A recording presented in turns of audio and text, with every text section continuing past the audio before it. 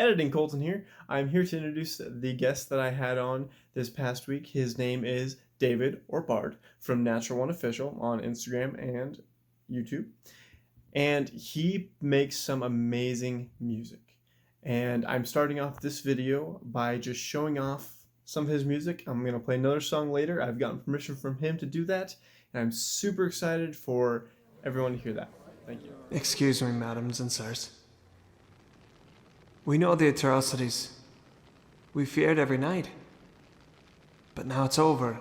Tonight we honor our dead and those who stood, while the rest of us stood by and watched and hid in our doorways and windows. This is for all of us. Everyone. This revolution, the blood, the banners, the nobles, as they call themselves. But mostly for us. This is for us.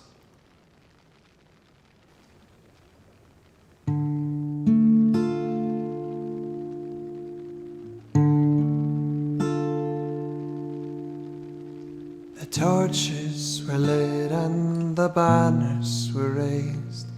The flame within us forever will blaze. The tyrants fear us now, though their hands were on our necks. And by this fire we claim our respect. You see, you can kick a dog only a few times, but soon a wolf will make you pay for your crimes. And the wolf we are, we came in the night. No walls could hold us, they know of our bite. Inspired by some whose names we know not, but fire and blood, what victories they wrought. Forever with them our lots we did toss, for if not for them our souls would be lost. The torches were lit and the banners we raised. A flame within us forever will blaze. Tyrants fear us now, our hands on their necks. And by this fire we claim our respect.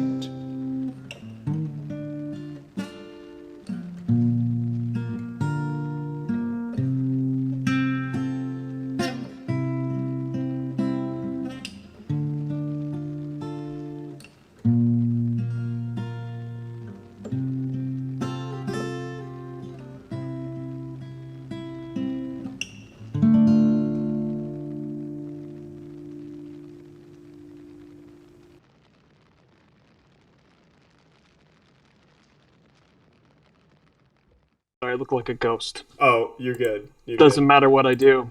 It's okay. I don't even have my good camera today. I guess it's not working today, so we're all struggling.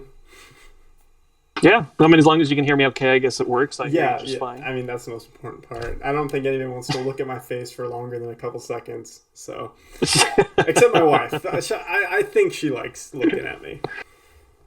Well, that's always a plus. Yeah, it is. It is. Awesome. Well, what's your real name? My name is David. David. Awesome. I know. Very generic. David. David's a good name. David's a good name. I'm Colton. Nice to meet you, David. Do you prefer Nice David to meet you. or Bard or what? Honestly, I've gone by Bard for so long. Even at work, they call me Bard, so it just kind of works. So Nice. maybe it's the whole Hobbit thing. I grew up loving Bard as a character, so when people started calling me Bard, I was like, I don't deserve it, but I like it. Yeah. That's awesome. That's really awesome. Sweet. Well, I am Colton. I run the page WizThrift / YouTube channel. Been doing some interviews with other creators and just people who. Yeah, I took a look at a couple of them. Oh, thank you. I do homework, so. So have I. So that's really good. Well, good. Yeah, one of the guys, he was like, I looked at your stuff and you don't seem like a racist or any type of bad person, so sure, let's do it. I was like, okay, I'm glad I don't come off that way. You'd be surprised at what you have to say no to, and it's so ridiculous. And I'm just like, Yeah. they should go without saying, but you always Yeah. have to double check. Yeah, for sure. For sure. Awesome. And give a little introduction of yourself. Kind No, of yeah, I what you mean, do. it's pretty simple. Yeah, a bard talks about himself often, and it's awfully hard for me, honestly, because I'm normally behind the camera. Um, I guess, I mean, where it all started. When were um, you born? Thought bubbles. What's your social security number? It began in the winter of 1988. Anyway, so Oh wow. no, but really, I started Dungeons and Dragons, I guess I'll say, because that was the main intro. Mm-hmm. Many years ago, I always watched people playing it, never got to. Mm-hmm. Didn't think my friends would be interested. And I wish I had been smart enough to realize that, of course, anyone who plays it will be interested. That being said, especially when you're right group, you know. Yeah. But I introduced it to them, a bunch of friends, and I just started playing with them, and I got obsessed, and as one does. And Yeah. it's never Yeah. stopped. So here I am today. But I started a YouTube page, and it was just Natural One, and I did it with my friend, and he was kind of interested in doing it. We had some ideas, but one thing I learned about starting anything is that you have no idea what you're doing when you start. Yeah. So just do stuff. I think that's just rule number one for any creations. Just do stuff, and then Yeah. you'll find a group. Yeah. so, No, so, yeah, I agree with that. Awesome. Well, I mean, I'm sure even with for you for interviewing and things like that, it's yeah. I mean, maybe that wasn't what you started. Maybe it was. No. Maybe it'll change. You never know. Yeah. But yeah, I started posting Instagram stuff. I didn't know what I was doing. Just had a page because I wanted my handle. You know what I mean? So Oh, I just yeah. kind Oh, of for sure. I liked Instagram. I still do. So I made an Instagram page and was like, here's some D&D stuff I like. Yeah. Reposts of other people. Yeah. And then late 2018, I was like, hey, I'm gonna just make a weapon. And I was bad. I used on my dinky little phone, and I had a little app that was free, and I was just like at work one day doodling, and I posted it, and it was weird. It kind of picked up, and I was like, okay. And then I posted some more stuff. I made the stealth banana, the bucket, because it was a knife inside of a banana. Yeah. And I was like, that's so stupid, but I loved it, you know. Okay. And then I made a bucket of disguise. Anyway, From it just Skyrim? blew up from there, and yeah, exactly. And so here I am today, and that's pretty much it. Nice. That's awesome. Awesome. Well, before we go any further, I gotta do my sponsor, which is a Kickstarter, please do. which we just made our goal, I think 2 days ago, but we are hoping to reach some stretch goals. We have 5 days left, so it's called Turtles of the River Valley, and it's just kind of an adventure featuring turtles and how awesome they are and stuff. And yeah, because we believe over at the Dungeon Forge that turtles are just misunderstood and not used enough, and so that's Definitely not. kind of what we're doing. So yeah, super exciting. And thank you so much for taking the time out of your day and talking to me. I really appreciate it. That's something that I've noticed is that a lot of people in this community, whether it's just on Instagram or just D&D in general, are super open to talking, and so I appreciate it. Thank you. Well, it's part of the atmosphere. We all kind of help each other out anyway, so I'm more than happy to talk. I mean, I started at the tiniest amounts, and I was happy for every person that followed me, and I tried to keep that community, but unfortunately, as we grow, you can't focus as well. So anytime I'm able to talk to anybody, doesn't matter huge or small, honestly, for me, that's all big because we're all doing the same thing here. So we're all having fun playing a game and helping each other out. So anytime. Thank you. Awesome. Well, so I'm just gonna jump right into the questions because I'm still trying to figure this out, and I'm still figuring out how to get out of the awkward stage. But so you mentioned the best way to get out is to talk. Exactly. Just like playing a game, the first roll of the dice, it just gets better. Yeah, exactly. So you mentioned you got your friends into it, but what were kind of like after you guys started doing Dungeons and Dragons? What were kind of like your first experiences? What made those special? Well, I guess it was the first time playing. I played a bard, of course, and it was a lore bard, and I didn't know what I was doing, but I was just like, I can talk myself out of most things, and couldn't always, but it was fun, and it just was kind of like my friend was my brother-in-law actually, who was DMing, first time DMing, just got the books. It was like, and I'd watched Critical Role, I'd watched Roll20 stuff, like other people playing on that platform, and it was fun, but I didn't know what I was doing, so I was kind of tired of sitting around because I'm a storyteller. It's what I do, and so I got my friends together. Like I said, I introduced them, and we made a campaign, and I decided to homebrew the whole thing. Rather than just stick with a book, I homebrewed everything. Nice. To the minutia. It was crazy. Nice. That's awesome. What's your favorite like homebrew thing you created in your early days? Oh, early days, it was, well, I mean, it's the creativity, for instance, when a player is going to do a certain thing. Yeah. And you pretend as a DM that you had no clue. But you're totally prepared, right? Oh, yeah. And as all DMs tend to do, we keep on a mask of, oh, really? Wow. What? You attacked the prince and cut his hand off, and now you're going to jail, and there's happens to be a drider that's in prison that helps overthrow the kingdom and sets you on a path of destruction and happiness? I had no idea you'd do that. That is very specific. Did that actually happen?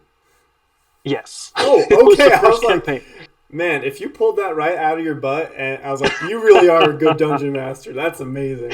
I'll tell you, I have lists of hundreds of stuff. Like, if they go a certain direction, I'm like, let me see. Just open it up. Yeah. But yeah, and it was great. It was great because they were all fresh. They had no idea what they're doing. But as soon as I saw that light kick on that I had when I first watched, and when I first DM'd, it was like, I was like shaking. When you get like really excited when something you're passionate about starts to happen, you're like, this is the beginning of something great. And it turned into years of campaigning, and it was a lot of fun. How long have you been doing it for? Just as a dungeon master player?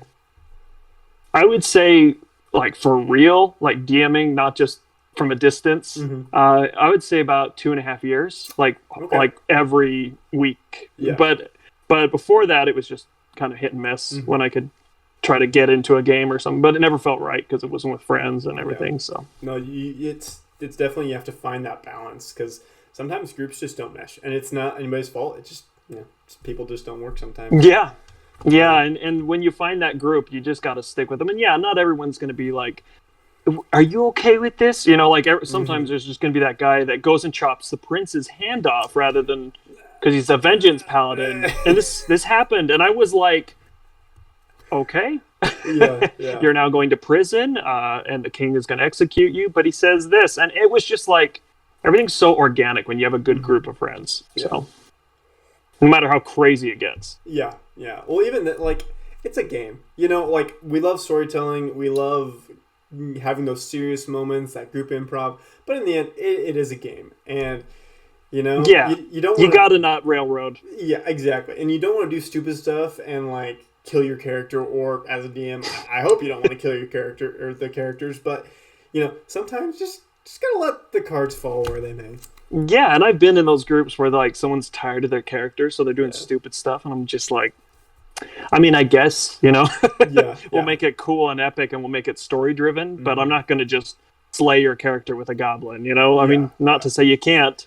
Yeah. Enough goblins, you could bring down anything, right? Oh, yeah, of course. Statistically speaking. I mean, statistically, if you have enough villagers who are, they're really weak, they will roll natural 20s, and they could kill characters. It's Oh yeah, I've seen all sorts of things that just weren't expected to happen in home games, and I love it. I've done a lot of live streaming too. Back in the day, we did almost a whole book of Saltmarsh when that came out, and it was great. We streamed almost the whole thing. It was fun, and it was just, I mean, I don't like following books though. I mean, I love the books for ideas, but when I was following the book, I felt super restricted on what I can do, and I created I created the whole world around Saltmarsh and just stuck it in my world. And then I was like sad because I never went to all these places, and they're still there, and I'm like, I want to create this. And that's why I started homebrewing stuff and selling it for cheap, because I was just like, I have so much stuff. If you want it, just give me $1 or $2. Yeah, It's yeah, like, and I just started from there. So yeah. No, I also I completely homebrew my worlds, and yeah, I buy the books to get ideas, but I cannot sit down and read hundreds of pages of Forgotten Realms lore because like it's just not very fun for me. Like I like listening to it it, starts and to mix with yours, yeah, and and you so want to keep it original. exactly. So I try and keep it original. I try and keep it, you know, because I want my players, they're the heroes. I want them to feel like they're the most important, and they probably wouldn't get the references from the main stuff anyways. So that's how I No, see I it. mean, I like using the lore. I like Matt Mercer's content. Some people are like, Hmm. I hate him, and I'm like, he's a creator. He's very good at what he does. It's very Hmm. theatrical, obviously, and that's the Yeah. group. And I have a lot of respect for the group because they put a lot of effort in, Oh and yeah. I like that. But that being said, I bought all of his books. I'll buy whatever they put out. I buy whatever gets put out these Yeah. days because Yeah. I like it all. But Yeah. I use bits and pieces of everything and make my world all the Hmm. better because they do that stuff. So I always support Yeah. creators and a lot of Kickstarters. There's so many things that I just Yeah. want to get involved with.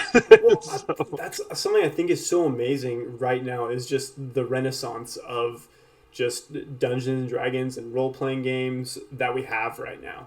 And it's the best it's ever been. exactly, and I mean, thanks to like shows that are popularizing it again. mhm. And I think it's going to keep getting better because more and more people are getting into it. I have, except for my father, I've gotten literally everybody in my family to play, and that's just because my dad doesn't have the attention span to even watch a movie, let alone sit there and and do the dice and everything. And I just think it's the best game. I try to use words to like talk about how much I love it, but I just can't. I just love it.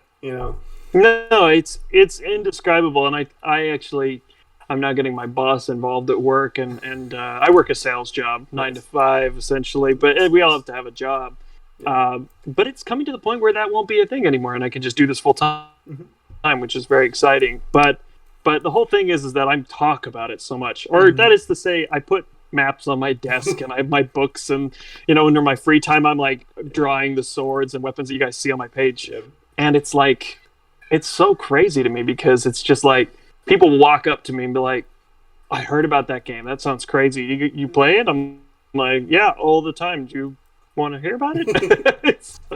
And they end up coming over to my house and we play. So, Come to us. yes, One it's of like us. it's like all those memes. Seriously, it's like one of those memes exactly of just like you have no idea what you're getting into. Yeah, come here. Yeah. Well, it's there's something for everybody. I think whether you like crunching the numbers of being combat heavy, whether you like exploring the world or just being an actor and role playing, there's something for everyone. I think the reason why so many people love movies, TV shows, video games, and everything is because it gives them that sense of wonder. And so for sure, like there's something for D&D. There's something for everyone in D&D. Yeah. Well, and it creates a medium of we all have our lives. We all live day to day like I live my boring sales job or whatever. Yeah. And that's not me. That's Shell Dave with a mask on that says this is important. But when I'm not that person, I can be whoever I want. And with D&D, it's like it allows people, especially when they've never done it before. They step into the skin of this character they've created, and all of a sudden, everything else kind of goes away. And it sounds almost corny, but like when you step into that person, you're sleeping by the fire. You can hear the crackle of the fire as you're sitting there, and almost the smells of the world around you, and the danger of actual monsters lurking in the darkness. So staying watch at night is this important thing, and everyone has their roles, and we kind of fall into these roles, and it's like you become a unit, and just like the characters do, the players do, and it's so incredible watching people just maybe even not know each other, but by the end of even one like session, become best friends and want to talk to each other about it. Yeah. It's crazy. I've Yeah. never seen anything like it. No, I've kept in touch with people because of this game, and I've reignited friendships because of it, and yeah, I think that's amazing. So you post a lot of you were talking about Shell David. Do you post a lot of your stuff at work so people can see? I mean, I have like my stuff available, and I'll be donating blood. I like to do that a lot, and plasma, and try to like do other things, and like I'll be doing my work because I have my iPad with me, my where I draw everything. Nice. And people always ask me, "What are you drawing?" And for me, it's just I meet new people all the time. I met someone yesterday, and she was she was literally my phlebotomist, and she was like, "Oh, I play in D&D. I haven't really done much, but you know." And she starts talking to me, and now she's following, and it's fun because you just kind of get out there. I mean, it's crazy who will actually talk to you about stuff. Yeah. And I'm not an outgoing person. Yeah. No, it is. By nature. I am now, but... Yeah. That's so true. And I think it's... Yeah, like you're saying, you become a unit. It really brings something out of people. And I think people, even if they're introverted or shy, they are in some way looking for that connection. You know, and so we all are. Yeah, and I think that's really important, and one thing that this game brings to us. So, you're talking about your art. Do you take your art everywhere? Are you always just kind of working on something? Yes, I was on vacation this last weekend. I was, out in California, just enjoying my time on the beach, and the whole time I'm looking at things, and it. Ever since I started drawing people, I look at people and I literally look in the shades on your face and how the light falls on you. It's like, I can't help it. You might be a character one day. It happens. Same thing with weapons. I mean, down to like a bubble wand my son had. Yeah. And I was watching it just like move through the air, and I was like, that'd be kind of an interesting weapon. What if it created this protection, like aura? And I'm like, it's everything. It literally is everything. Yeah. So. No, I remember this was like 2 years ago or something, before one of my brothers started really playing, and I was just telling him about like all the ideas that I was coming up with, all the items and things. He's like, "Is this all you do?" I'm like, "Yeah, pretty much. Like, other than work and school, this is me. This is what I do." And so it's and I have other like hobbies, but not much. I mean, like I'll play games, like video games, wide once in a while. I mean, right now I'm going to start a series of Valheim and just kind of play and just talk D&D. That's the thing. I'll be doing hobbies, but I'll be talking about the thing I want to be doing. So, I mean, it's like something that just kind of sticks into you. And whether you like it or not, it just kind of is there. I mean, you like it, whether you deny it or not, it's still there. You enjoy parts of it. Yeah, for sure. So, you, going off about your art and like how you see the art and everything, from what I saw on one of your posts, you picked up art about 1.5 years ago at this point, right?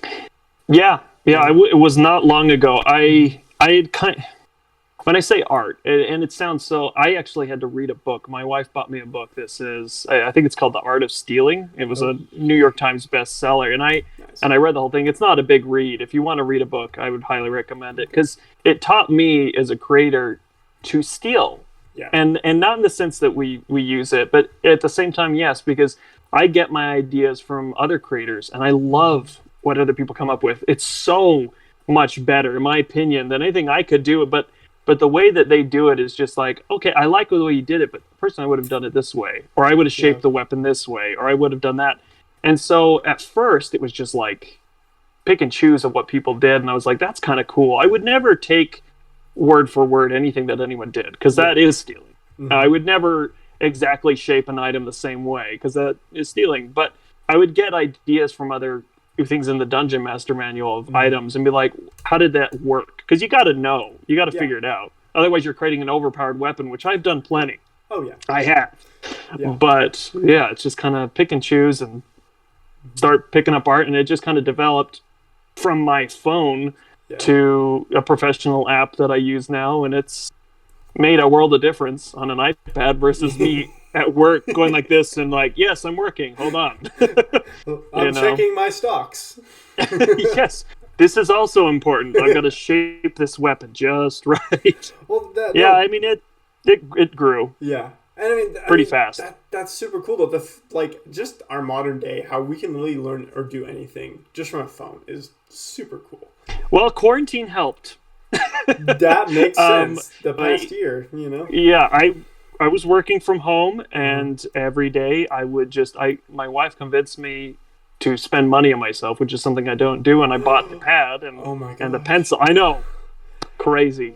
Like literally everything that Patreon or any other people give me, it's just like I just put it back into it. I'm not someone that spends money on me, Mm-hmm. but she said you got to do it, and I did, and I was like, I'm gonna take an art class, I'm gonna do it. It's just an online thing, Yeah. and I mean, obviously today it's so different. If you go back to when I first started back in like December 4th, 2018, I think when I posted that first glaive. Kind of a random weapon to start on, but Hey, glaives and are it would cool. just they're underrated. They're I killer weapons. actually Anyway, literally what I was thinking, but I just said glaives are cool. So. they're great. They're so great. You can do some cool things with them. Anyway, I digress. I made that weapon. It was kind of, and if you look at the early stuff, it's so shoddy. Like it's just clearly a guy that just is messing around. But then today it's like I try to now I have to like beat my last one. Yeah. You know what I mean? Oh, It's yeah. like a personal goal of mine to keep getting better. Uh-huh. You know? Whoa, wait. Because you guys, everyone deserves it who follows me. You want to keep improving yourself? How dare you? What? I know, and but seriously, the pressure for me. I'm a perfectionist, and so when I see my old stuff, I'm like, I should just delete it. But now I'm almost thinking I want to go back and redo it. That's Just like make the items cool looking and yeah. with yeah. actual shading and proper lighting. But no, I think it's important to remember where you came from. Okay, we've said a lot of cliche things here today, but it is important to remember it's where true, you though. came from to see how far you've come. Like, when you posted that first weapon, how many followers did you have? I maybe had like 200, Okay, maybe 300, because I had a YouTube following of like Uh-huh. 500, and most of them came over, and that was about it. Yeah, And so now afterwards, it just kind of and now you have almost 11. 11, yeah, almost 11. Like I think it's because I stalk your page, 10.8 or something like that, and that's Yeah, it's been at 10.8 for a while, though. okay, So, but at least it's not going down. At least you're not devolving. I'm just staying right there, and I'm good. I'm not someone that's like, oh, do you have 10 million followers? Oh, Yeah. sorry, like I can't take you seriously. Me, I'm like, do you have cool stuff? Cool, I'm into it. So Yeah, no, yeah, that's so awesome. So why did you just decide to start creating these weapons? Were you just like, oh, I have a cool idea, I'll post it, see what happens, or were you like, I was is my drawing. dream? It wasn't I'm the reason why I'm called Bard is because I do music. I have a Patreon Trust that me, I have plenty of questions about your music. I have lines that I want to know where they came from. I have like a whole page of this stuff. Oh, please ask. Yeah, I have time. As far as that, I just was like, I'm gonna do music, and then I'm gonna have like I said, have my handle on my other in my Instagram, and see what I'll do with that later. I had no clue. Yeah. For a friend, one of my followers, she was asking, and I remember her name and everything. She was asking me like what I was doing. I'm like, oh, I'm thinking about doing a couple like portraits, but nothing serious, like really bad, very minimal work done. But I'm like, oh, I'll draw your character. I drew the character, and I was like, I kind of like this, but I'm gonna make a weapon. I like the way I shaped the weapon. I was like, that's kind of cool. And so I was like, I'll just post it and put some stuff on it. I had no idea what I was doing. I just did it, and then the amount of followers was shocking for me because it was like before I'd get like 1 or 2 follows a week maybe, and then it was like 100 in like a day, and I was like, jeez, okay, I guess I will do that. And then it just 1,000 here, 1,000 there. I'm like, what is happening? Yeah, everything averages out because the community is what it is. It's not like typical YouTube or typical mainstream popularity, whatever, but it was what it was, and I'm happy with that. That's fantastic. I mean, I love hearing stories of these small and simple things that we just learned from, or that we looked at it. They just go, and for me, well, I was always told just throw seeds in a place. You know what I mean? They just seeds, and I was like, that's such a weird thing to say, but the person, kind of my mentor, he was like, just throw seeds out there. You never know what's going to grow, and when it does, it might be huge. It might not be anything, but it certainly does grow. So for sure. Yeah, I think that's kind of like what I'm doing is because I've done videos and different things for years, and I've never been able to stick with one thing. But I think I finally figured it out. Okay, I love D&D. I'm going to do D&D content, even if it doesn't get out there, whatever. I don't really care about followers. I just want to meet people. But you're having fun doing it. Exactly. No, And I can tell. Exactly. I can tell. Thank That's you. why that's why I said yes to you, because I watched a video and I was like, this guy, he likes what he does. Yeah. I'm in, immediately. And me, like, I've just enjoyed. Yeah, I think you're my fourth one that I've done. And for me, it's kind of therapeutic in a way. I was thinking about this after the last one I had a couple days ago, and I was like, I feel really good after that. Like, I just enjoy talking to these people and finding out why they love this game. And what I found, it's very similar. Everybody, like, oh yeah, we love these things for very similar reasons, but the way we started is very different. And so I think it's really fantastic. So kind of going back onto the weapons and stuff. Well, first of all, sure. I remember, like, probably when you first started putting up the weapons, I was on Pinterest. This is before I knew about your Instagram and everything. Yeah. I didn't even know they were on Pinterest. I know, I found... People were sharing them there. And I went there and I was like, oh, my stuff is on here. No, like... It was weird for me. My favorite weapon, which one of my players is trying to get right now, is Retribution. And which one is that? It's the one where it's just a sword, and it is when the... Actually, I have it saved, so I can show you. Just like my songs, I forget them as soon as I've made them. This one. Oh yeah, that was when I was getting a little fancy with the like curtain looking thing. I remember that. Yeah. That was a good period. And so it's like when spells are cast against you while wielding the sword, you have advantage on saving throws, and if the spell hits your sword, it glows the appropriate color. You can return the spell damage on your next strike against any foe in that battle, plus your sword damage.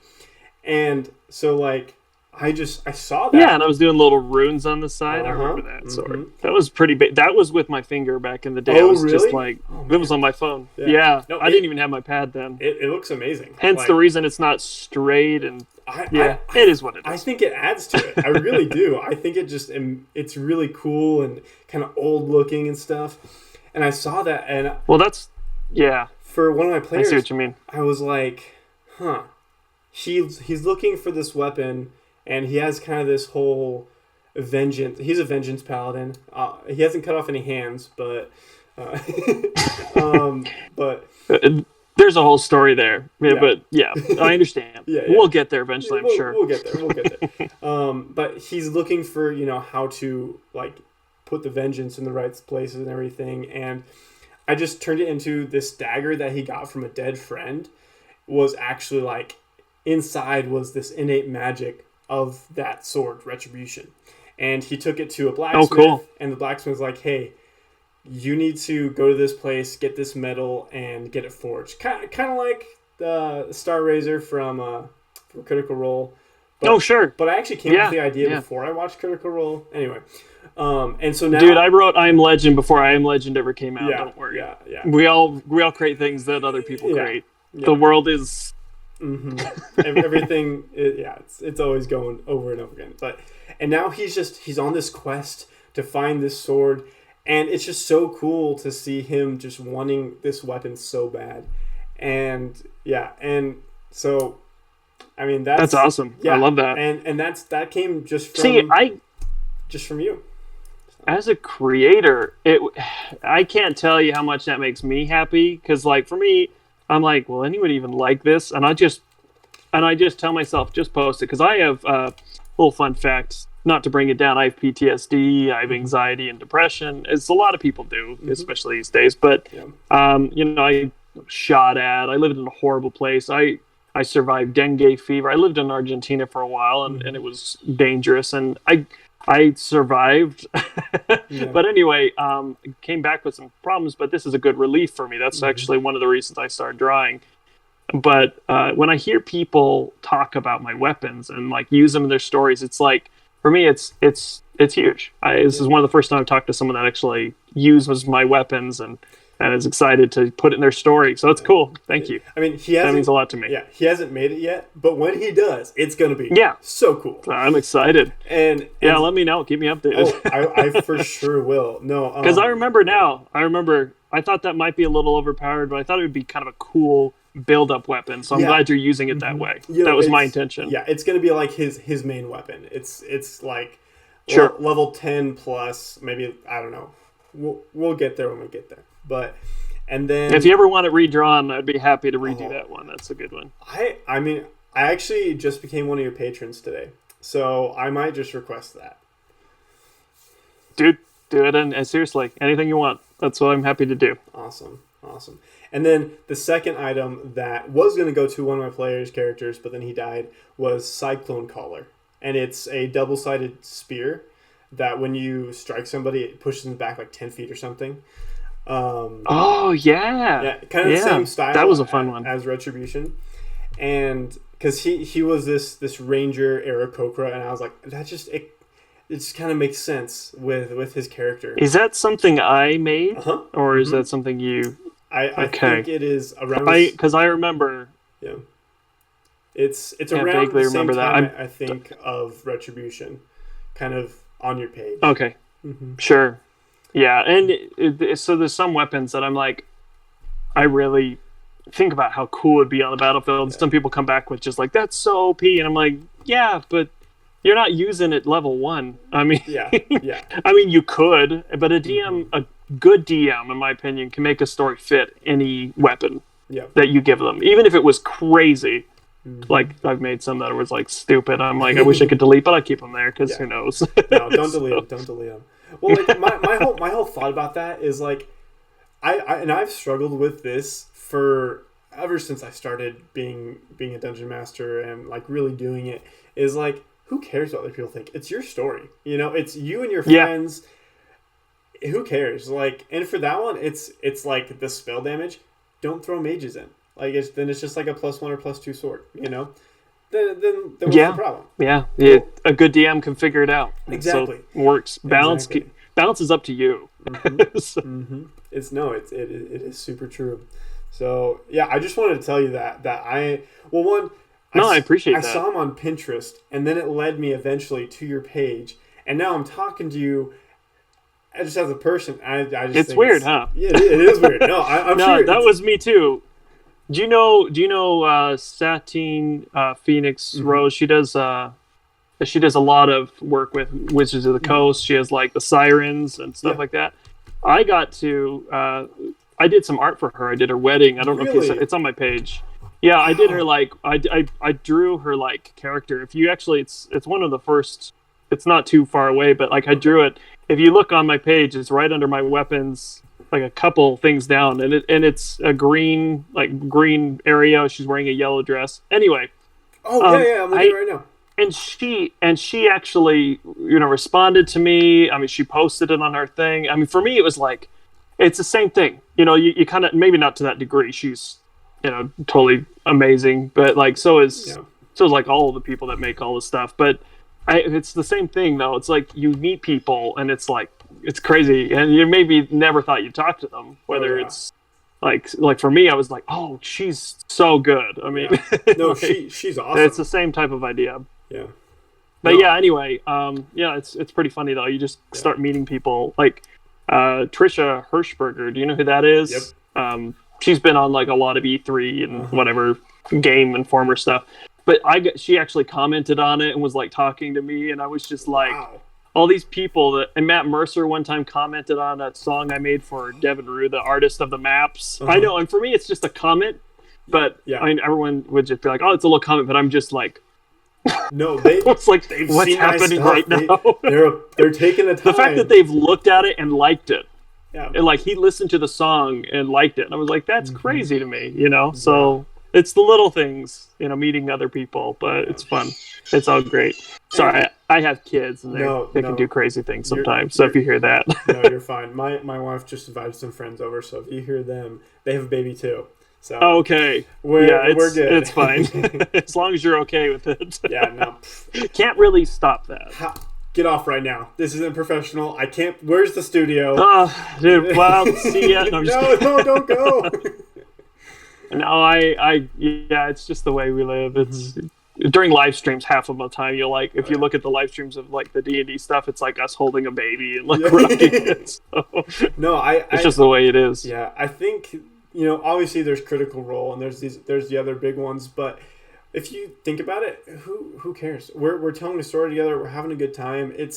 Yeah. I don't care if you're bringing your baby. Yeah. It shows me that you're a good person who is a dad and who is willing to Yeah, that's what we care. always thought. We're like, I hope no one thinks we're exploiting it because we're like, look at our baby, because like we're not those like family vloggers or something. Yeah.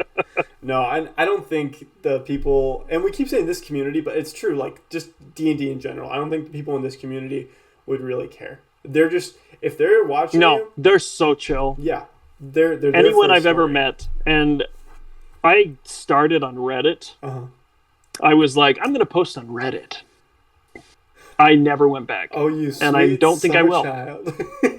I just thought this will be fun.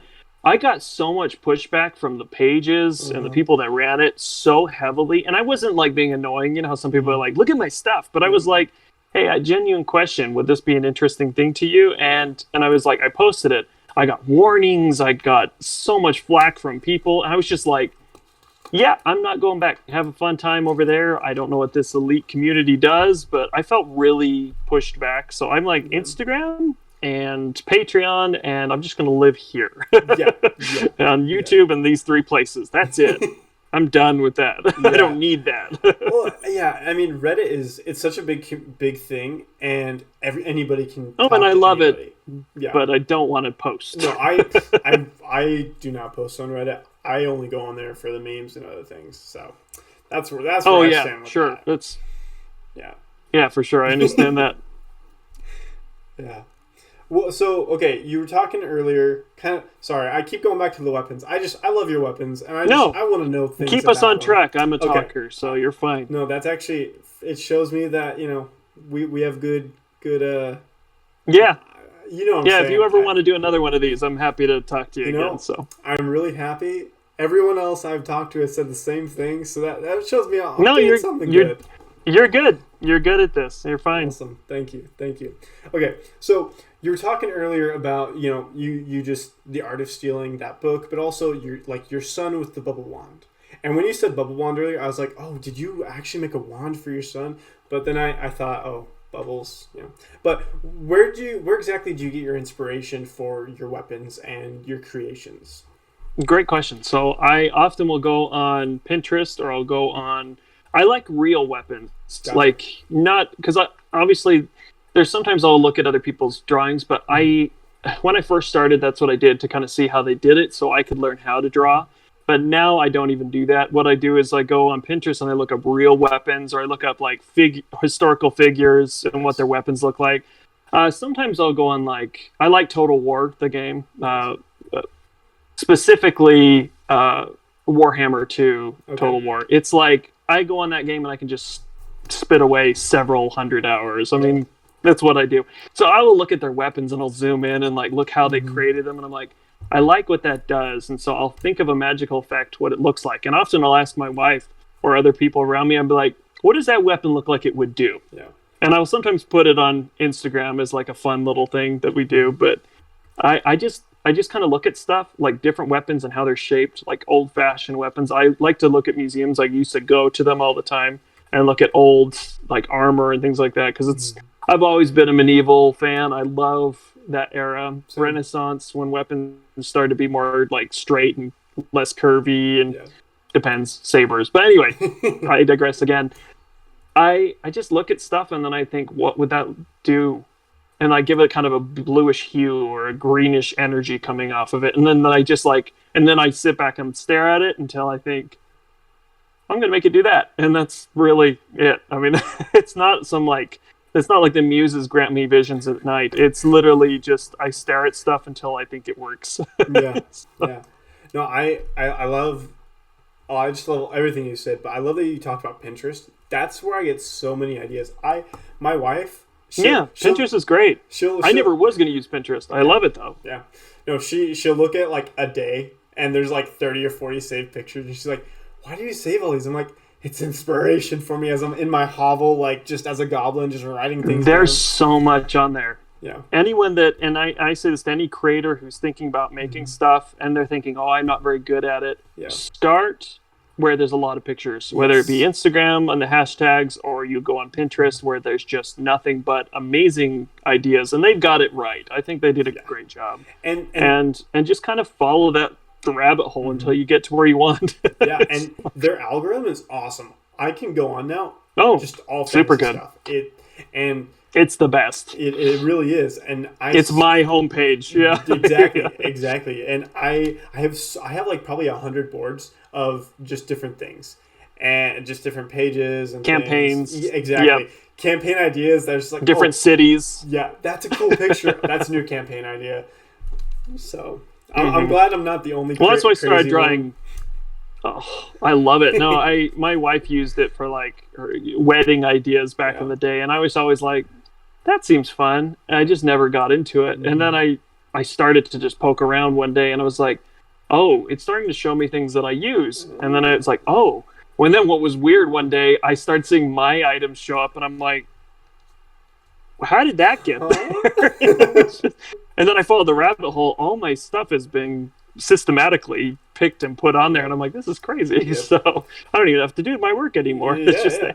No, I know for a fact I could go into like 50 boards and at least one of your weapons or something is in each of those. Yeah, that's awesome. So because I saw just Natural One official, I was like, I keep seeing this name. I gotta find the source. And then I found. I was gonna, you know what? Funny thing there. I was gonna name it Natural 20, but I was like, that's pretty boisterous. That's man. And I'm like, I'm brand new, and I don't know what I'm doing. I'm Natural 1, and it just kind of went from there. So yeah. So, do you have a favorite of your weapon or weapons that you've created? Honestly, it's yet to be released. I've got a few weapons that I've spent the whole weekend just kind of playing around with. There's a couple weapons, obviously, that I'm more, excited about. Yeah. I'm making currently, I'm going to be releasing a kind of an Oriental / Japanese / Chinese. I'm drawing from a lot of. I think it's been kind of overlooked. Obviously, there is a whole book that was created on it, but I made a few islands, and I'm really going in depth. I'm trying to be super respectful because obviously I'm super pale, but I have a lot of respect, and I actually did Shaolin Kung Fu, Wing Chun Kung Fu. I did I have a little bit of karate, but mostly Kung Fu, and I find it very relaxing and peaceful, and so I wanted to create a world that was very peaceful with chaos, and so I just kind of created this whole world I'm working on right now. But anyway, the weapons that I've created for that, the katanas, I have these like 7 swords that you can actually go and win from these different people, and it actually helps the main campaign.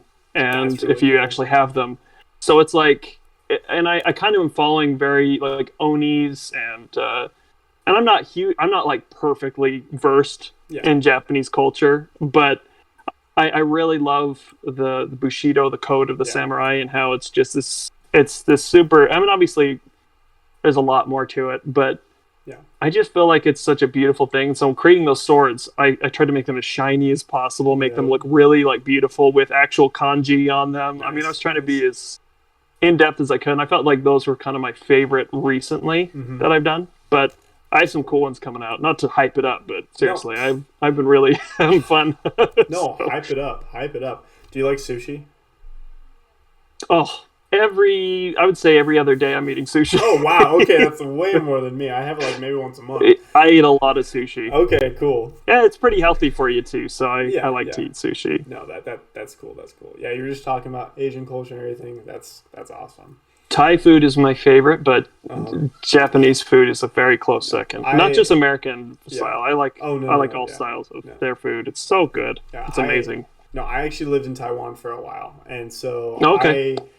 I have had all the authentic stuff. And the thing about Taiwan is it's a mishmash of everything, because they broke for sure. off from China, and then people from Vietnam, Thailand, China, the I'm thinking Aborigines, they all like kind of meshed and are together. It's kind of like a goulash of just people, and you can find just the most authentic of each of the foods. And so yeah, I totally. Oh, and I've eaten it all: liver, eyeballs, all the delicacies. Mm-hmm. I've done it all, but I tend to stick towards sushi myself. Yeah. Have you ever had heart before, like chicken heart? Oh yeah. Oh yeah. I was in Argentina when I was hanging out with this group of people, and they were primarily, I don't remember which culture they were from, but they did serve around essentially like a huge holiday, a weird hodgepodge of just stuff. And I was like, yes, give it all to me. I'll try it all. No, and that's how I was too. I don't think if you go to a different country, or just honestly anywhere else in the US or anywhere else in the world, you have to have the mindset, I'm just going to try everything once, at least once. Yeah, you have to. Yeah. That's how I feel with most things. You just have to give everything a shot. Yeah, for sure. Except for illegal drugs, black tar heroin. Yeah, anything that harms. Yeah, and like I said, I do the whole Wing Chun Kung Fu as a relaxing thing. Mm-hmm. I don't actually. Fun fact: I actually don't ingest anything at all that's harmful or changes myself at all. Nice. That's just me. I thought you were gonna say I don't ingest anything at all. I was like, wow, how do I gotta get into this? I'm like that guy that just sits in the sun. Just kidding, I'm burnt. You're just photosynthesis. You just absorb. I'm just out in the garden. Just no, I'm pretty crazy, but I'm not that nuts. I need food. I eat a lot of food. You're beyond vegetarian. Too much. Yeah, you're beyond vegetarian. You don't even eat. You save the plants. I just absorb the sun rays. Yeah. No, not that far. You're not a bard. You're a druid. That's what you are. You've been living a lie. I know. Uh-oh. It's come out. See, this is where the hard-hitting questions come in. Exposed. Natural one exposed. Get it here, folks. Okay, actually, that brings me into my next part. So, from my research, you look like and sound like and just seem like an actual bard, like storyteller, music. Oh, it's not for show. That's all I do. Yeah. I write, sing, play, I dance, I do everything. So. That's awesome. How long have you been? How old were you when you started playing music? As soon as I could find an instrument, seriously, I just started. And I'm the type of person that I don't like to study the logistics of it and understand every music theory behind it. It drives me crazy. My brain doesn't do that. I just do it by ear, most of it. I just kind of pick it up and kind of learn where fingers go and what place, and it just kind of comes. So if I had any musical talent at all, that would be me too, because I have picked up and tried so many instruments. Like my dad, we didn't have much money growing up, but my dad was like, I will buy you the trombone if you actually are going to do it. And I was like, don't do it, Dad. Please don't do it. I'm not going to. I promise I'll get out of it somehow. Oh, and I love jazz. So, I mean, brass would be fun to get into, but I've mostly string instruments. I want to learn the violin someday, but I'm learning the mandolin right now, just as kind of a hobby. So that's super cool. How much of your day do you spend practicing your music or writing or creating music? Now, this is a hard question to answer because it's going to sound really dumb, but barely at all. Okay. I don't practice because practice for me means recording. Okay. When I write my music, and this is going to sound almost pretentious, but it's just literally the way it is. I read the stories that these people send to me, and I just start recording. Okay. And I make it up on the spot, most of them. Well, I listen to a lot of your songs, but the one about your wife's character Freya, you said that was all just improvised, right? Yep, that was all improvised as well. That's amazing. How is this just something like that you practiced, or it's just naturally come to you like that? Um, and it's not always. And I don't want people to think that I'm like I can create everything at all times. I can't. There's actual times I sit down, and when I can't record, I'm actually in a horrible mood afterwards. And like I am like you don't want to be near me. I get super like Yeah. angry and broody about it. But like when I sit down and I have a story in mind and I really feel the story, and because I try to treat it like a bard would. Like you tell a bard a story around a campfire or in a tavern, they're going to sit down and they're going to do that then. So I felt like, to be honest, to the true character of what a bard would be, they would actually have to be in the moment, feel the song, and sing the song. And so when I was thinking, it was about my wife's character, but for me, my character, my first lore bard, was in love with her. Yeah. And she didn't want anything to do with me at Classic. first. And I think it would have gotten better, but she was playing hard to get for sure. Yeah. And when I wrote that song, I was just imagining the character, obviously my wife as well, but mostly my character's version of her.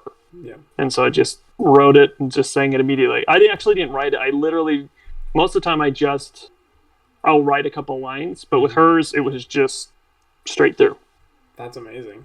And sometimes they're clunky. I get it. Sometimes I'm like, not the best lyric. I was gonna say there are a lot of the lines are really good. There were a couple lines sometimes that's like it doesn't always fit.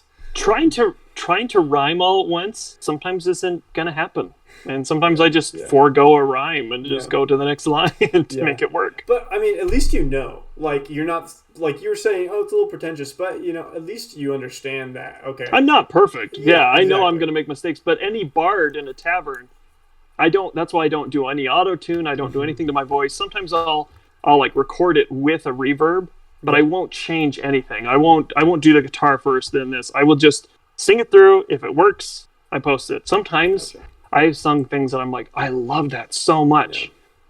Too bad I screwed up and sang something weird where I cracked, because now I'll never see that part again. I don't like write it down. I'm just like, if it doesn't come right, it doesn't come right. That's really cool though. That's amazing that you're just able to put that together and do it really naturally. I mean, that's just a talent right there. That the muses do come to you in your dreams. I'm pretty lucky in that department. I do envy people that can just sit down and write like these award-winning things, but I know what I'm doing. I'm not doing that. It's not my journey. My journey is to create bard songs like a bard would, and that's all I'm doing. And I forget them when I'm done. Yes. Yeah. No, I was looking at it because I read the post. It was like your personal post on Instagram, and you were talking about your music and stuff. I was like, wait, what? He has music and a YouTube channel? What? And so I go onto it. I'm like, these are the exact type of songs that I've been looking for my campaigns and for when I play bard, because bards are my favorite class and they're the best class in the game. Nobody fight me on that because it's true. And it's actually always been true, and they fit my personality the best, just naturally. I think they're played a bit over. They're overly memed to be these like lustful hounds, but I've never played mine. I've never played mine that way. Mine are like assassins and like very thoughtful, broody characters, but I mean, so is everyone else. But I never been like the seducer bard. I never have. I mean, it can be funny. Yeah. I've used seduction because that's a very useful tool, but I don't use it to I use it to distract more than anything else. Yeah. The first bard. But yeah, I love bards. Yeah. The first bard I played, he worked for this spy organization, and he was like a messenger, and he was more of just a jack of all trades. He did a lot of different things. The only time, and these players still bring it up to this day, like 4 years later, the only time he ever actually tried to seduce somebody to get out of a situation, he woke up in this random castle, and I was like, you know what, guys, I'm gonna do it. I'm gonna seduce this guy to let me get out of this place, because I don't want to be here anymore. And I go and I try to seduce him. Turns out he was my dad.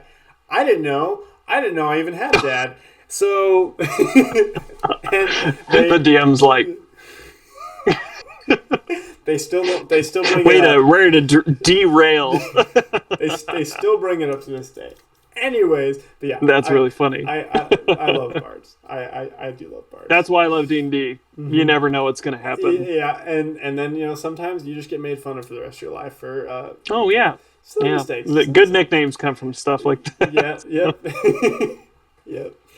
Oh man. Okay, so now I want to ask you about some of your lyrics because Sure. a couple like inspirations from your songs because I did listen to a lot of your songs and like I was saying before, they're pretty much exactly what I've been looking for just my games and just in general because they're really well done. Some of the lines are just they're crisp. They're very nice. And I think Yeah, and I know them when I sing them. I'm like, oh, where did that come from? I like that one. yeah. And other times I'm like, okay, Yeah. go with that. Yeah, I don't sing very often in my games, but there are some times when I'm talking to my players in a character, I'm like, I didn't say that. That wasn't even me. Yeah, it just comes out sometimes. Yeah. Maybe it's the muses. Who knows if they're real? They taunt me a lot, but they're real. Okay, so this one is from Dogs to Wolves. Do you remember that song? I do. Okay. That was one of my first songs. Yes, it was. So the line is, "You can kick a dog only a few times, but soon a wolf will make you pay for your crimes." When I heard that, I was like, "Oh, chills." I still get and I know it's I don't want to be self-serving, but there's sometimes I'll write a line and I'm like, that fits so well with what the person was trying to convey, and that's my goal is because it's not my story. It's not my story. I didn't make that story. That was someone's actual hard-hitting, horrible. Sometimes they're the worst moments in a player's time, and I am often charged with writing a song about it. And I'm like, I can't just sing this song. I have to really feel it.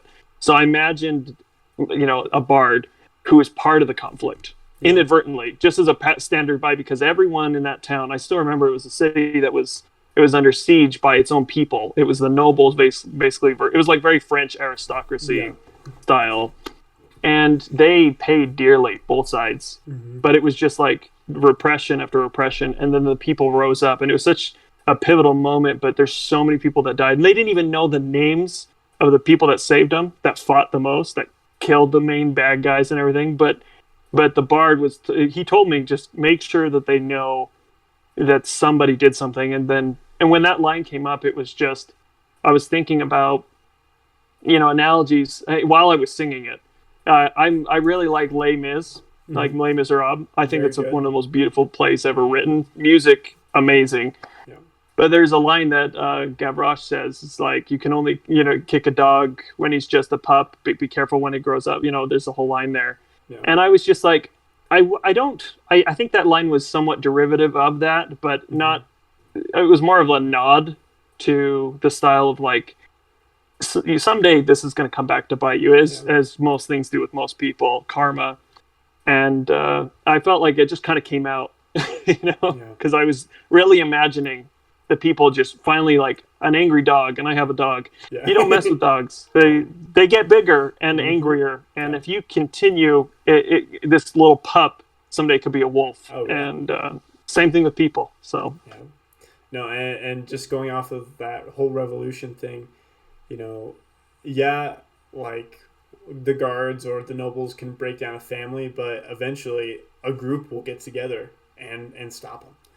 That's wow. That's beautiful. It was a cool moment, and I that's why I get chills thinking about it, because I remember when I was singing it, I got emotional. I often do. I'm a very emotional person, and so when I'm singing, sometimes I will literally get, I'm glad I don't like do a face cam because I get emotional. But yeah, that one I did. I remember. That's why immediately when you said it, I was like, I already know what you're gonna ask. Yeah. Has anybody ever asked you about these before? No, not really. Oh. No, most people just talk about my weapons. Hey, you're the first. Hey, I'm glad. My goal is to go above and beyond and be the best at these D&D interviews. You're doing great. Thank you. Yeah, I can see you going far. Thank you. Do you ever do you have a bard costume? Do you have an outfit? You know what? I don't. We were shooting a little kind of a fun little thing a while back, and I kind of had a bard costume. I wear my costumes. Okay. I literally, like the thing I'm wearing right now, like it's from China. It's this it's like a kind of almost like a wrap thing, and it goes around right here. I Nice. just wear what I want, Uh-huh. and so like I am my bard. Nice. That's awesome. No, that's super cool. Like you said, you play your bards as kind of like spies and stuff. I think that's super cool because they Well, they are can get in anywhere. exactly they are jack of all trades. It's right there, and I I mean, no love one expects a bard. So. exactly no one expects the bard. I love that you see them that way because yeah, it is memed, especially right now that bards are just seduce everyone, Yeah, sleep with the I mean, dragon, whatever. I laugh at them too, but Hmm. I mean, Yeah, everyone has a meme about their characters, so yeah. Oh, it's for kind of the sure, way it for works. sure. Yeah, no, I like taking tropes, and actually, one of the songs I'm about to ask you about, Muddy Jeff, about I love Muddy Jeff. Good old Muddy Jeff, and I mean, might the as little well, goblin boy. I might as well ask you about it now. What was where? So you said that these stories come from other people, right? Like your patrons or other people. Patrons are people that I'll do tons of giveaways because I Okay. believe personally, if you're going to grow in Hmm. any capacity, Yeah. and if you're going to go correctly, not just grow, is Yeah. that you have to be willing to give and mean it. Hmm. And I like to give away a lot. Yeah. So when people are like, I've always wanted a song, and I'm like, and my whole tag a lot of times is every hero deserves a song, Hmm. and if I can get to everyone, I will. Yeah. And if I can't, which I probably won't, because there's a lot of Yeah. them out Yeah. there, Yeah. I will at least try to hit as many as I can, as meaningful as I can. Yeah. So So what's the story behind Muddy Jeff? I listened to this song, but Muddy Jeff, about this he was that good little goblin. He was kind of like an NPC character that no one knew was coming along for the party. Uh-huh. It was kind of like, it's like as a DM, you throw something out there. Just I can't remember his name's Muddy Jeff. Yeah, yeah. You don't know their name, and he became this pivotal character to them, and so they just loved him, and so they wanted to immortalize him in song. So he wasn't a character, I don't think. He might have been, but I Okay. don't think he was. I think he was just an NPC, That's super cool. a very important NPC. Yeah, yeah. The VNPC. Yeah. I love turning tropes in their heads. I love nice goblins. Yeah. I love doing things like that because it's fun and it's memorable because cliches and tropes, they're there for a reason. They work, but subverting those expectations is a good time. For Yeah, me, like a talking head from a skeleton that's still alive that just Yeah. pokes fun at them in a funny accent all the Yeah. time. Ends up being one of the main points of the campaign by accident. He becomes the One Ring, and everyone wants this part with him. Well, then So- this dead guy probably has the information that they need. They're like you can do so much with stuff. Oh yeah, he's a great source of info. Yeah, I've used them many times. Yeah, that's awesome. Yeah, going off of like goblins and making them good. So my party, this is a current campaign I'm running. Like almost a year ago, we started, and they found out that these goblins were the problem of this town and everything. And instead of just going in and just like trying to kill all the goblins, they actually tricked them. And later they found out that a set of goblins that came out of that place that was actually being they were prisoners. They left with a baby, and they were like, "Oh gosh, we're so glad we didn't kill them all because then we would have killed the baby." And so, I love making like my players in Saltmarsh. One of the second, I want to say second level, the second campaign. Well, not second campaign, the second session. okay, Or third, and there was a minotaur that came up, and I had like alluded Moose? to the fact Is this that there Moose? might be smaller. is this Moose? Oh, the no, Minotaur? no. Okay, Moose is one of my favorite stories of all time. It's a little personal. I can't explain everything, Okay. but basically the player that they were going through some tough stuff, and I didn't know, and their people asked me to make a song about them, and the person personally messaged me, and it changed my life. I mean, you never know what you can do. Like I said, Yeah. do good things for people, and you end up being very happy where you're at. So anyway, yeah. But no, the Minotaur that I'm talking about is that I alluded to the fact that he had a family, and the whole time, like, I made little jokes as a DM, just like, and then later they came and found the body and the little Minotaur, like, it was just like, I love messing with my players like that. Yeah. So making like immortalizing a character, and so now they always refer to this baby Minotaur without a dad. yeah, and honestly, yeah, things like that happen with me sometimes. I definitely have a lot to do, but I'm pretty proud of my improvisational skills for things like that. That my players are just like, what happened? As a DM, you have to be. Yeah. But you got to prepare to be able to improvise. So, yeah. Yes, it's not all up there. Yeah. Okay. Especially NPC names. Oh gosh, I have a big list that I use, and Me too. Yeah. There might be a couple Johns or whatever common name I use, but there will be names. I like naming everybody. It helps the world feel more real. So, oh yeah. Okay. Next line. This is from Never Look Back. You don't need axes in both hands to be brave. Yep. So obviously like a barbarian style character, and I can remember that line. Yeah, and it talks about never look back. She said as she charges right on through. Yeah, I remember that. Yeah, I remember the tune. It's crazy. So yeah, I just remember thinking about how so many times these characters, their forefront is their weapons, their DPS or their shields, like whatever. But the bravery, obviously, as we all know, doesn't come from the weapons. And oftentimes the players are scared because they're like, I'm charging something huge. I probably will die. Healer, back me up. You know what I mean? But the guy in the front, girl, whatever. And it was just, she was so cool. I really like Molliers. I remember the character. It was a cool story. And yeah, 2 axes. You don't need to both to be brave. So that's just beautiful. Like, I'm getting chills again. Like, how long have you been writing music? What age did you start? Have you read any books on it? Or like you said, you don't like music theory, but like what's kind of your background? I started YouTube listening to like, I don't know, just like alternative and like pop and stuff, and I didn't like it. Yeah. I was miserable trying to create it. I just wrote it because it was there. Yeah. And I loved fantasy songs. So one day I sang, it was on my other YouTube channel, which will never be found. I mean, it will someday, but it's still up. It's just... Anyway, Natural 20 official. Dang it. He's on to me. I did my research. No, I started singing like Icy Fire from Ed Sheeran from The Hobbit. I sang May It Be, but one I sang that really was Into the West, and it's a high song. It's a high one, but I sang it, and it was so like for me, I was like, oh, I did a good job on it, but it got so many comments and people liking it, and I'm like, I don't want to do that other stuff anymore. Yeah. And I don't want to, I started writing like pop songs. I was like, oh, don't kill me. And please forgive me. I just started doing something else, and I made this channel, and I had this idea, and I was like, what if I wrote about monsters and characters? And I was like, and my mind exploded because I'm like, I don't know anyone else that does that. Yeah.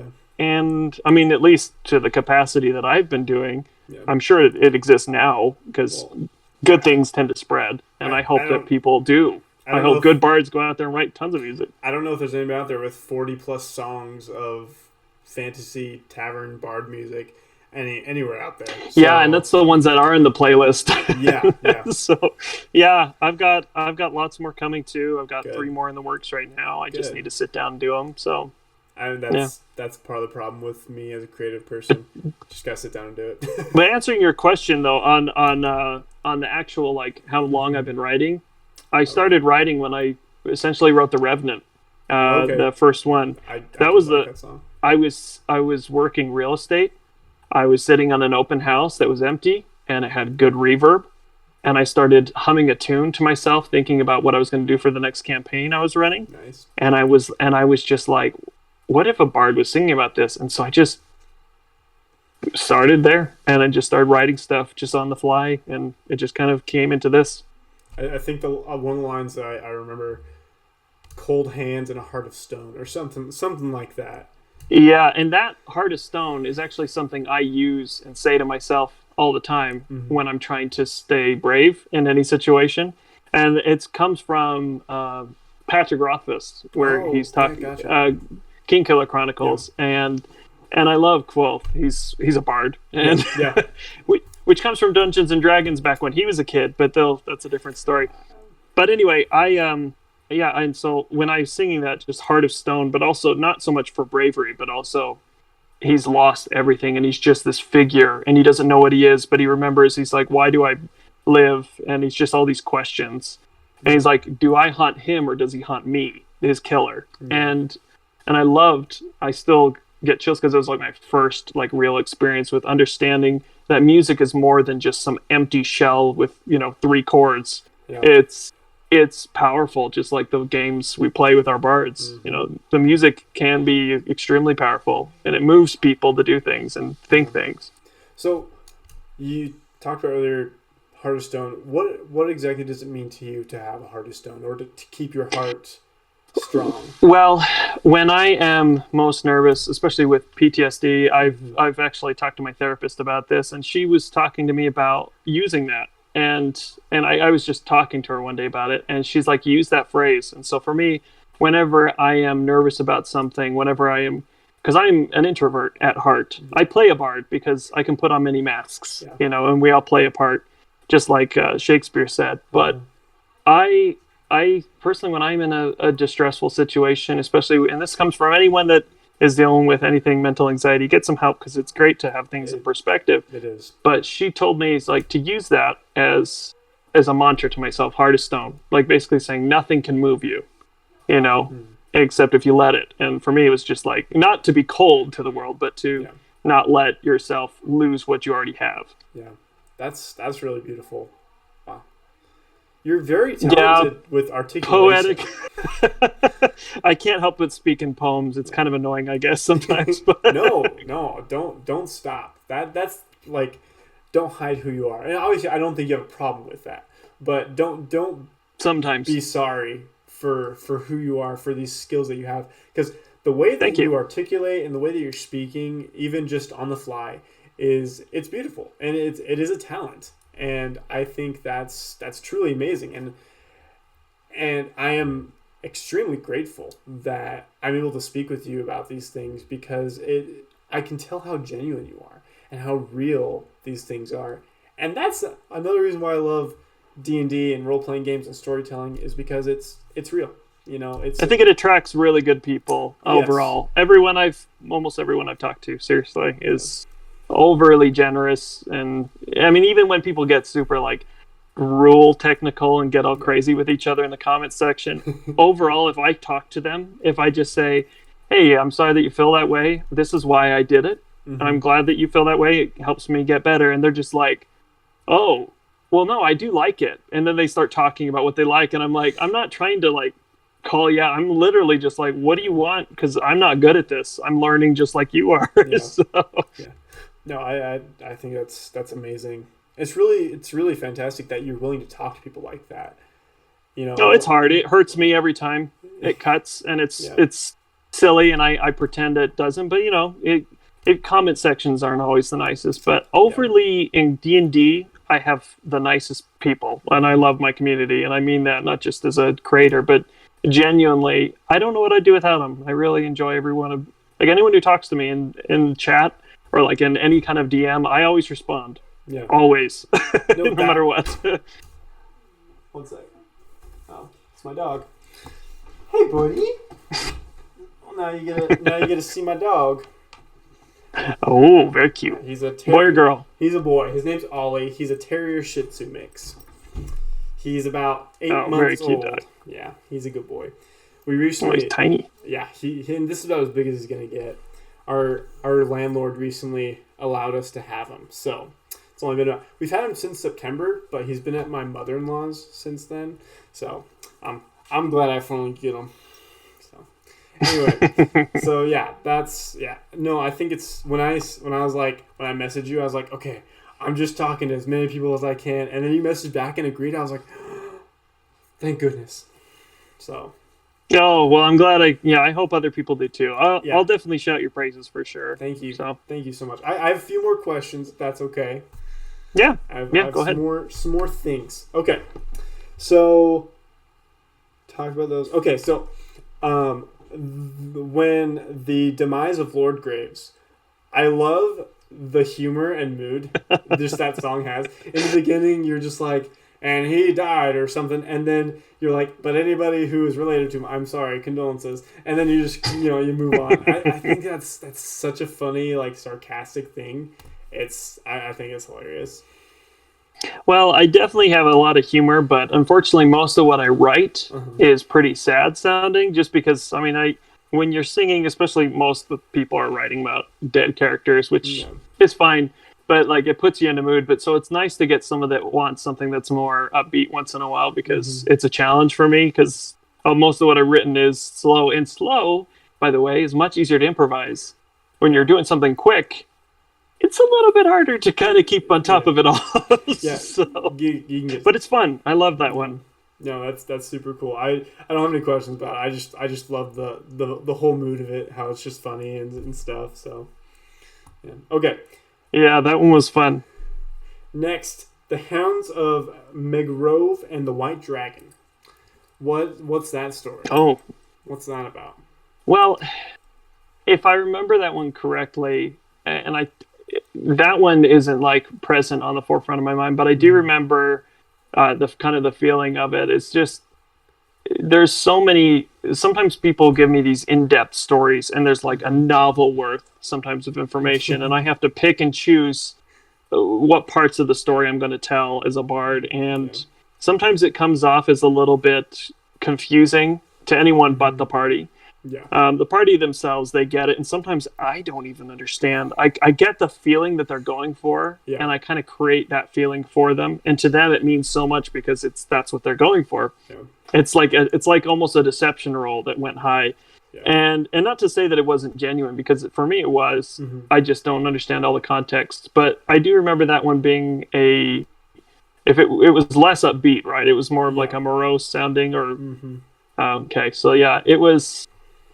I mean, a lot of players will have these sad stories, and they just come off as very unique to them, and so they have these specific lines that they want written in there to make sense to them. And so I remember that one being mostly, I would say, not written by the people, but more dictated of what they wanted in it. Does that make sense? Yeah, it's not all me. It's kind of, that one was kind of another person's ideas. Yeah. No, that makes sense. I mean, the fact that you've written so many songs, the fact that you can remember these things, that's amazing. That's super cool. Like that's fantastic. Like I said, I don't remember all of them perfectly, but I do remember the base storyline of what I was feeling when I wrote it, because I had to go into like almost like this, like, you know how Sherlock has his mind palace, if you've ever seen those. That's kind of how I have to do it. I literally have to like shut everything else out and be like, I'm here. This is where I am, and nothing else exists. This is my world. So. Yeah, no, for sure. Okay, and my last question about your music is the story of Sir Lorik. I think that's a really funny story, because it's you said it's about a bard that has a little bit of fighter in him, and how he's just, most of everything he says is a lie. What? Oh, that one's pretty recent. Yeah. That person was an English-speaking person that messaged me, one of my patrons. I was so happy with the way they wrote that message to me. It was literally, I want to make my players mad. He wasn't even the DM. Yeah. He wants to make the other players mad at him because his character makes everyone mad at him. Because he always, while they're fighting, he's picking up all the stuff and then tells everyone he did it. Because he's a bard, he can get away with it because his deception's so darn high. And so they hated him. And so I talked about all these feats that he did and all these stuff that he did. And I'm like, list off stupid things that you would say. And he did, and it was so fun, because it was just like, I was basically lying, and the bard obviously kind of like suspected that. I was imagining him coming into a tavern being like, tell lies about me. And I'm like, sure, why not? And I sat down and just played for the tavern, and I imagined his party just sitting there seething, just like, what? And he told me later they did, and they hated it, but also loved it. And that made me so happy to do a little bit of chaos in the world, and sometimes I can play too. No, that is so funny. Because I think some people can accept the bards and their chaos, or the stupid characters in their chaos. Some people really can't, but it makes it even better. because it's just fun. Like that's one reason why I like playing bards, because I'm a little bit, I'm like chaotic good. You know, I feel like I'm a good person, but I love to mess with people. Oh yeah, you gotta have fun. Yeah, it is a game. Exactly. Right back full circle to the beginning. It's a game. It's like a chiasma, or it returns back to the beginning. Yep. It's like a form of poetry. Yep. So. What do you have a favorite poem? Or I love. So it's one that's basically I don't remember the name of it, but it's the gather ye rosebuds while you may, because time is still flying. What flowers you gather today, tomorrow will be dying. Basically talking about that. I also love Invictus. I love. I had that one memorized. I have it memorized. Yeah. But it's basically being the captain of your soul and your fate. And I love things that remind you that life is fleeting. I love my whole bookshelf over here is just full of Poe, and I love a lot of different authors, Tennyson, but Poe, the darker ones, the ones that talk more about the fleeting life that is. We need to live every moment, and not necessarily like pop songs sing about it, but just be a genuine, authentic, real, whole human being, and to live for today, essentially. So yeah, that's kind of my favorite genre. That's super cool. That's amazing. Do you read a lot? Yeah, I mean, I used to. I still kind of do here and there, but it's more like really dark stories. I love vampire stories. Anne Rice. I grew up with those and kind of stuck to it ever since. Well, my nickname in high school was Vamp. I don't know why I gather nicknames wherever I go. I'm just pale and wear black a lot, and it just comes with the territory. Yeah. But I always liked them, so I guess that kind of was the thing. So I didn't mind it. Yeah. No, that's I enjoy nicknames. I don't get called them as much. I guess I'm pretty basic, but no, nicknames are really cool. Nicknames are awesome. Whether you want them or not, they kind of stick. Yeah, so. Yeah, it's true. It's true. Sweet. Well, I wear mine as a badge of honor, so I appreciate everyone calling me that and sticking with it. Yeah, so I mean, you're all in black. Your background is black. Your glasses are black. I think even your headphones are mostly black. Yeah, burgundy and black. Okay, yeah, it's my favorite. Gotcha. Nice. Okay, so usually my last question. That should be a song title. Yeah, go ahead. Write it. Usually my last question is asking them what their favorite color is, because I find that the people who actually think about their colors are people I can trust. If they have a reason for liking it, but I know that black is your favorite color. You've written about it. You're wearing all black and everything, but why do you love black so much? What draws you to it? Are you just a creature of the night? Because, in a way, no. I mean, I'm definitely not goth, but I definitely could be. You know what I mean? But the way I see it is that I love what it does to light. I love that when it's in the dark, especially when painting, I can create a whole picture of black and white, and it creates something beautiful. Yeah. If I just do green in something, just green and white, or whatever, it doesn't have the same resonance. Where black and white has this duality to it, just like humanity, just like everybody. It's so final. It's like the final stages of life is black, and I'm not saying it's like I'm focused on death. I'm just focused on. I really like the color, how it, really accentuates things. Mm-hmm. And so with my paleness, I was always told, how Tyrion Lannister told Jon Snow to be, wear it like armor when he talked about how, he was a bastard. Yeah. And I always figured it's like everyone always made fun of me because I was pale. Uh-huh. And so I stared into the skid and I was just like, yes, I am. That's awesome. That's super cool. I love. I guess that's a short answer, but no, that's a great answer. That's a fantastic answer. I know I can trust you now. I trust you with my life because of how you answer that question. I don't know why I've always enjoyed asking people that question, but a lot of people are. Just it's always a good one.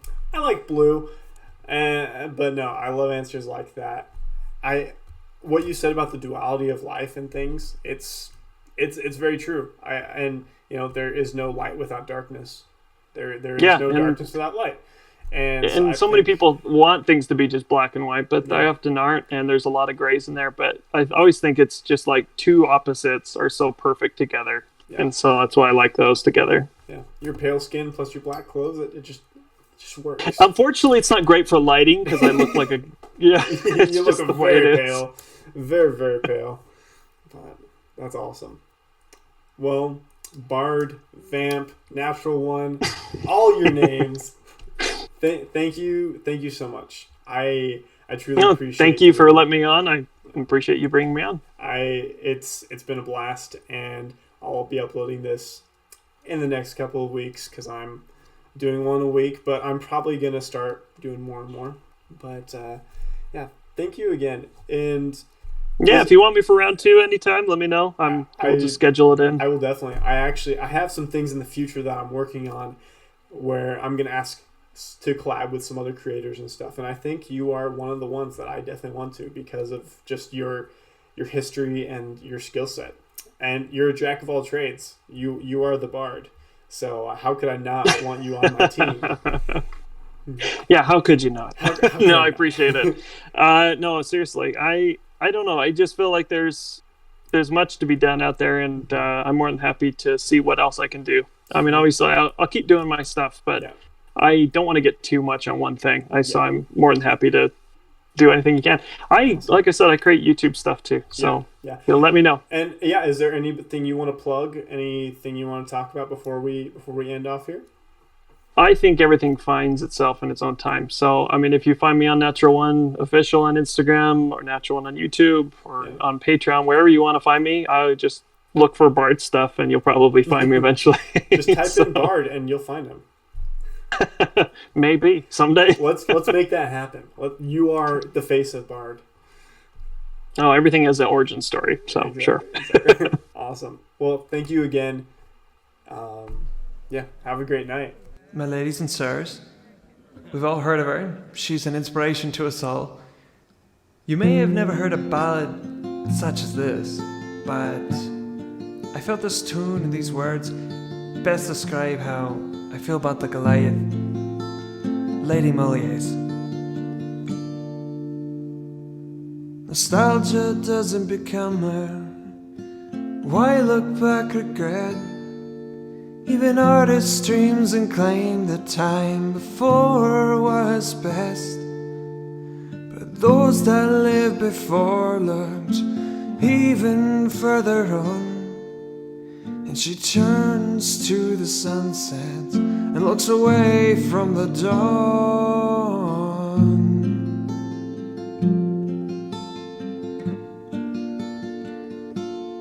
Never look back, she says, charging right on through admiration and through hope, others follow soon. I know she's just one less, and whatever could she prove? But by never looking back, we can conquer life, it's true. Never look back.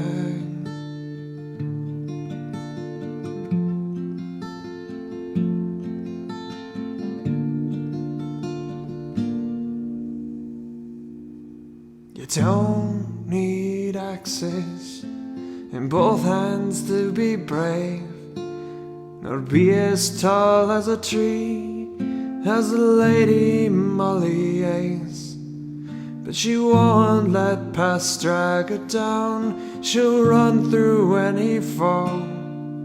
And as she crashes through the beast, so the seeds she will sow.